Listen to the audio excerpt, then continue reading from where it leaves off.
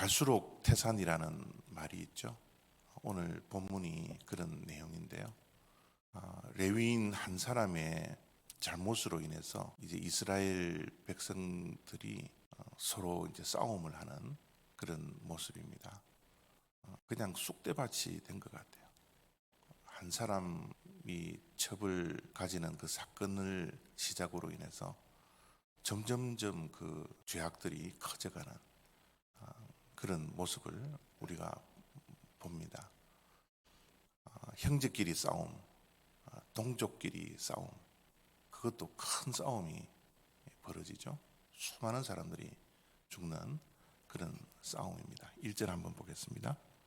이에 모든 이스라엘 자손이 단에서부터 브엘세바까지와 길라 땅에서 나와서 그 회중이 일제히 미스바에서 여호와 앞에 모였으니 온 백성의 어른 곧 이스라엘 모든 지파의 어른들은 하나님 백성의 총회에 섰고 칼을 빼는 보병은 40만 명이었으며, 전쟁을 하러 온 사람이 40만 명이라는 거예요. 베냐민 지파와 싸우기 위해서, 그 불량배들을 잡기 위해서 40만 명이 모였습니다. 물론 불의를 보고 못 참았겠죠. 근데 뭐 블레셋과의 전쟁도 아니고 뭐 다른 나라들과의 전쟁도 아니고 그 조그만한 그 베냐민 지파, 그것도 불량배 잡으려고 40명이나 동원됐어요. 좀 과도한 반응이죠. 지나친 반응. 이 일을 뭐 정말 우리가 상상도 할 수 없는 일이지만 40만 명까지 동원될 정도의 그런 일은 아니잖아요. 그런데도 불구하고 지금 이스라엘 백성들은 지금 지나친 반응을 하고 있는 겁니다. 때로는 우리의 삶 가운데서도 이런 모습들이 있어요. 뭐 조금 화를 낼 그런 일도 그 화를 참지 못하고 절제하지 못해서 과도한 화를 내고 분을 내어서 얼마 후에 후회하는 그런 일들이 얼마나 많습니까? 그래서 지나친 것은 늘 실수를 낳더라고요. 그래서 이스라엘 백성들이 지금 싸움을 하는 이 모습도 어쩌면 너무 지나친 반응이지 않나, 그렇게 우리가 생각을 할 수가 있고요. 이스라엘 백성들이 40만 명, 이제 군인들만 40만 명이죠. 모여서 이제 이게 어떻게 된 일이냐 이제 물었습니다. 물었는데 이 레위인이 하는 말이 또 조금 지나친 면이 좀 있어요. 자기가 한 일에 대해서는 아무 말도 안 합니다. 근데 자기가 당한 일만 하는 이야기를 하는 거예요. 그 사람의 심리가 참 그렇죠. 자기가 잘못한 것은 다 숨겨버리고 늘 남이 한 것에 대해서는 과도하게 지나치게 과장해서 그저 이야기를 해서 자기를 합리화시키는 일들이 얼마나 많이 있습니까? 우리들도 마찬가지죠. 그 레위인이 하는 말이 그저 불량배 몇 명이 그런 일들을 벌였는데 불량배라는 단어는 싹 빼버리고 어떻게 해요? 기부하 사람이 나를 죽이려 했고 그저 이 첩을 능욕을 하고 그랬다. 그저 부풀리는 거예요.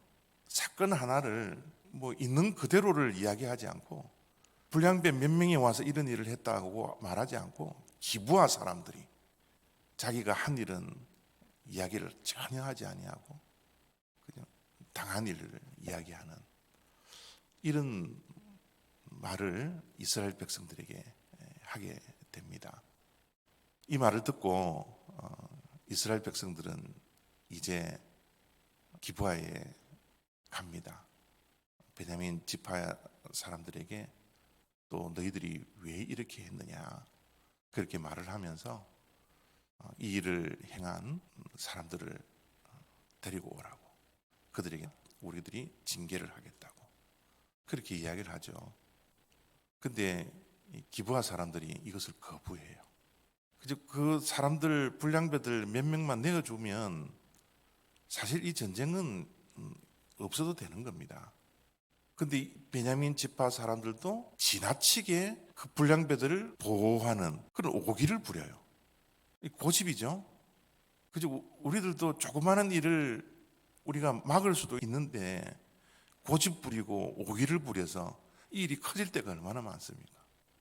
지금 이스라엘 백성들이 그 일을 했던 사람들 우리에게 다오 우리가 징계하겠다. 그러면 정말 그들만 내주었으면 이 일이 마무리가 되었을 텐데 자기들 동족이라고 불량배지만 나쁜 사람들이지만 우리가 남이가 그러면서 보호해버리는 거예요. 오기를 부리고. 이래서 이스라엘 백성들과 베냐민 지파와 큰 전쟁이 벌어집니다. 40만 명의 군사라는 것은 뭐 어마어마하거든요. 근데 두려움을 가질 만도 한데 이 베냐민 지파는 두려움을 가지지 않아요.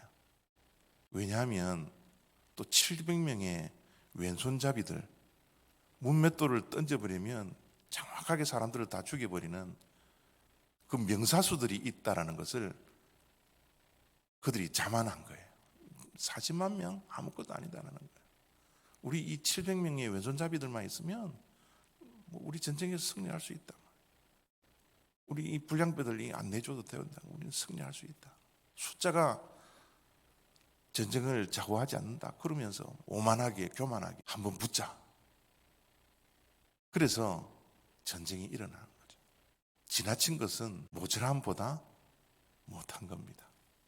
오늘 이 전쟁이 벌어진 모든 사람들 중심에는 이 지나침이 있었던 거예요. 지나침.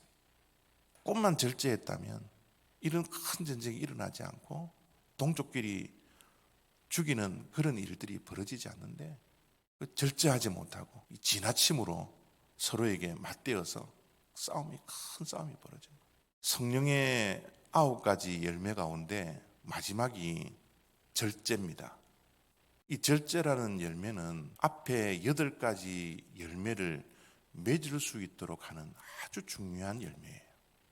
이 절제라는 열매가 있어야지만이 위에 8가지 열매가 맺어질 수 있는 그런 중요한 아주 소중한 성령의 열매가 마지막 절제의 열매입니다.